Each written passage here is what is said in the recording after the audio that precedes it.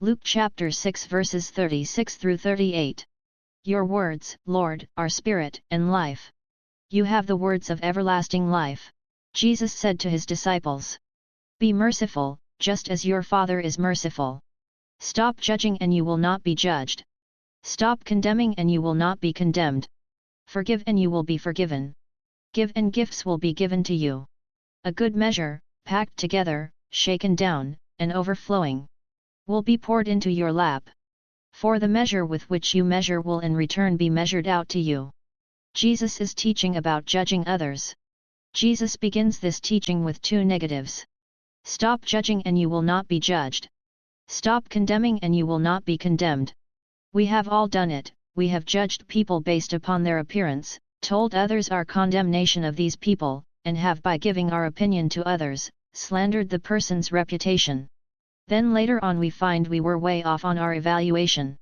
Do we then point out our error to those to whom we slandered the person? More often than not, we don't. Then in time our friends find out how wrong we were and we didn't correct the situation when we found out the truth. They then judge us to be a gossip.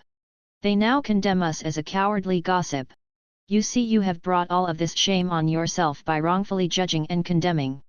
Jesus continues with, forgive and you will be forgiven. Give and gifts will be given to you. A good measure, packed together, shaken down, and overflowing, will be poured into your lap. Sometimes it is very hard to forgive. How does one forgive a spouse who has cheated on you?